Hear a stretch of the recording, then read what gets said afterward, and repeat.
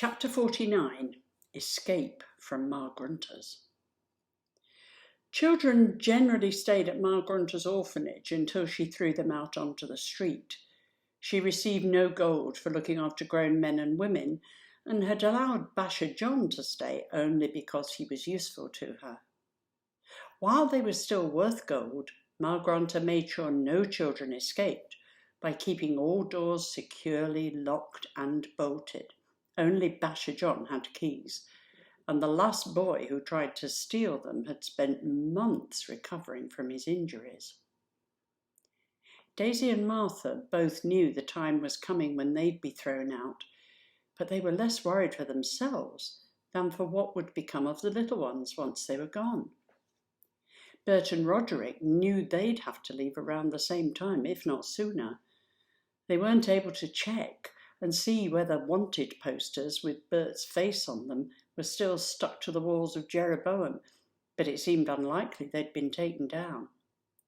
The four lived in daily dread that Ma Grunter and Basher John would realise that they had a valuable fugitive worth 100 gold ducats under their roof.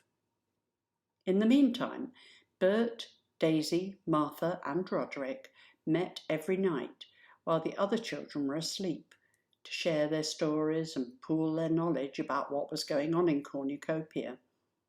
They held these meetings in the only place Basher John never went, a large cabbage cupboard in the kitchen. Roderick, who'd been raised to make jokes about the Marshlanders, laughed at Martha's accent during the first of these meetings, but Daisy told him off so fiercely that he didn't do it again. Huddled around a single candle, as though it were a fire, amid mounds of tough, smelly cabbages, Daisy told the boys about her kidnap. Bert shared his fear that his father had died in some kind of accident, and Roderick explained about the way the Dark-Footers faked attacks on towns to keep people believing in the Ichabod. He also told the others about how the mail was intercepted, how the two lords were stealing wagon loads of gold from the country, and that hundreds of people had been killed, or, if they were useful to Spittleworth in some way, imprisoned. However, each of the boys was hiding something, and I'll tell you what it was. Roderick suspected that Major Beamish had been accidentally shot on the marsh all those years ago, but he hadn't told Bert that because he was scared his friend would blame him for not telling him sooner. Meanwhile, Bert, who was certain that Mr. Dovetail had carved the giant feet that the Dark-Footers were using, didn't tell Daisy. You see, he was certain that Mr. Dovetail must have been killed after making them, and he didn't want to give Daisy false hope that he was still alive. As Roderick didn't know who'd carved the many sets of feet used by the Dark-Footers, Daisy had no idea about her father's part in the attacks. But what about the soldiers? Daisy asked Roderick on the 6th night that they met in the cabbage cupboard. The Ichabod Defence Brigade and the Royal Guard, are they in on it? I think there must be a bit, said Roderick, but only the very top people know everything. The two lords and whoever's replaced my father, he said, and fell silent for a while. The soldiers must know there's no Ichabod, said Bert, after all the time they've spent up in the marshlands. There is an Ichabod, though, said Martha. Roddy didn't laugh, though he might have done if he'd just met her. Daisy ignored Martha as she usually did, but Bert said kindly, I believed in it myself till I realised what was really going on. The foursome went off to bed later that night, agreeing to meet again the following evening. Each was burning with the ambition to save the country, but they kept coming back to the fact that without weapons they could hardly fight Spittleworth and his many soldiers.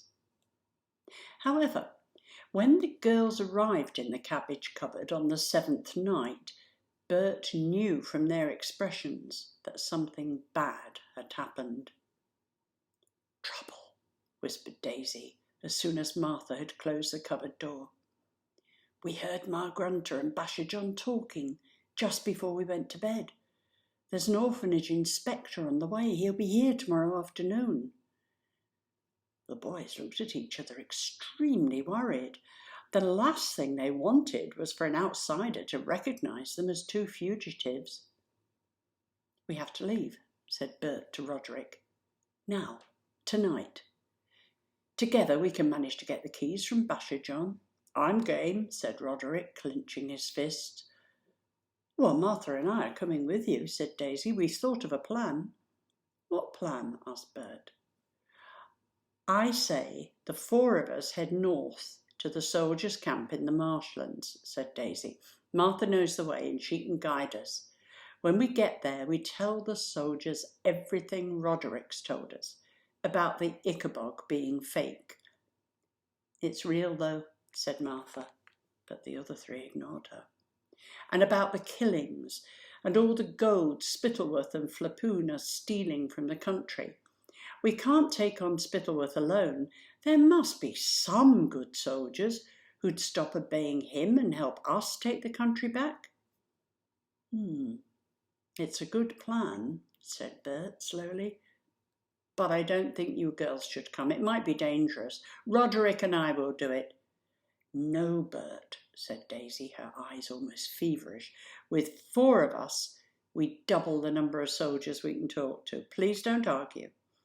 Unless something changes soon, most of the children in this orphanage will be in that cemetery before the winter's over." It took a little more argument for Bert to agree that the two girls should come, because he was privately worried that Daisy and Martha were too frail to make the journey. But at last he agreed. "All right.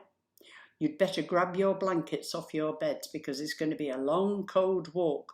Roddy and I will deal with Basher John."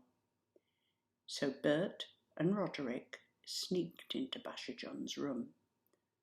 The fight was short and brutal. It was lucky Ma Grunter had drunk 2 whole bottles of wine with her dinner, because otherwise all the banging and shouting would definitely have woken her. Leaving Basher John bloody and bruised, Roderick stole his boots.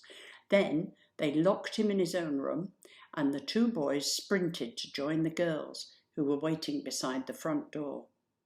It took 5 long minutes to unfasten all the padlocks and loosen all the chains. A blast of icy air met them as they opened the door. With one last glance back at the orphanage, threadbare blankets around their shoulders, Daisy, Bert, Martha, and Roderick slipped out onto the street and set off for the marshlands through the first few flakes of snow.